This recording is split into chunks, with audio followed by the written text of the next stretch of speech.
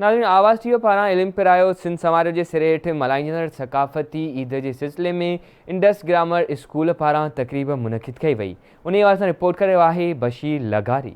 आवाज़ टीवी समेत सिंधी मीडिया के सॾ ते इल्म पिरायो सिंध समारोह के सिरे हेठि 5 डिसंबर ते सिंध के सकाफ़त जो ॾियारो मल्हाइण वारे ऐलान जी समूरे सिंध जियां नसीराबाद में शानदार अजा नसीराबाद में सकाफ़ती रंग निकिरी पिया। निजी इंडस ग्रामर हाई स्कूल पारां इंडस शादी हाल में सकाफ़ती तक़रीब मुनक़िद कई वई। तक़रीब में शागिर्दनि मुख़्तलिफ़ क़ौमी गीतनि ते परफॉर्मेंस करे खूब दाद हासिल कयो, जॾहिं त तक़रीब में तालीम ऐं सकाफ़त जे मौज़ूअनि ते शागिर्दनि तक़रीरूं पेश कयूं। सकाफ़ती तक़रीब में टेबलोज़ ऐं तक़रीरूं पेश कंदड़ शागिर्दनि खे किताब ऐं रोक इनाम ॾिना विया। होॾां तक़रीब में तालीमी माहिर अदीब शाइर सहाफ़ी सियासी समाजी अॻवाननि ऐं वालिदैन वॾे अंग में शरीक थिया। जाम परियां तक़रीब में आयल महिमाननि खे सिंधी अजरक ऐं टोपियूं ओॾाए वयूं। उन मौक़े ते उस्तादनि शागिर्दनि ऐं अदीबनि आवाज़ टीवीअ सां वीचार वंडींदे चयो त असांखे कल्चर डे मल्हाइणु घुरिजे।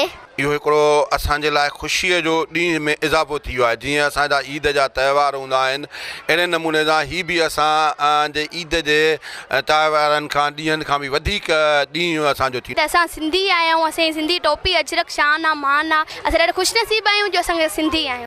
असांखे तमामु घणी ख़ुशी थी आहे त असां सिंधी आहियूं ऐं असां सभु हिते गॾु थिया आहियूं कल्चर डे मल्हाइण जे लाइ। असांजे लाइ कल्चर डे बि मतिलबु हिकु ईद जो ॾींहुं आहे। असां प्राउड था फील कयूं त सिंधी आहियूं, जीए सिंध। सकाफ़त जीअं मल्हाईंदा आहियूं तमामु ख़ुशी जो ॾींहुं हूंदो आहे, असांखे त ॾाढी ख़ुशी मिलंदी आहे। असां सिंधी आहियूं, असांखे ख़ुशी थींदी आहे, असां सिंधी आहियूं, असां हर साल हिते मल्हाईंदा रहंदा आहियूं। सॼण ऐं साणीअ खे अणासी विसरे हेफ़ तनी के होए वतन जनी विसारियो। सिंधी मीडिया जेको हे असांखे क़ौमी सॾु ॾिनो आहे ऐं इंतिहाई हिकिड़ो प्यारो सॾु आहे। इन सॾ खे हर सिंधी खे वरनाइणु खपे।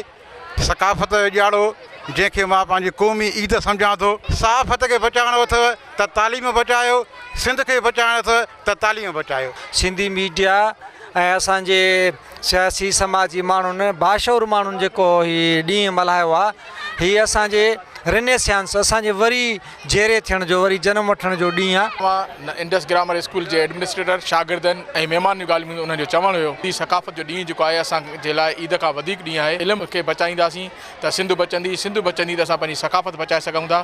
कैमरामैन मोहसिन कोते ॿुधाइण सां गॾु बशीर लगारी, आवाज़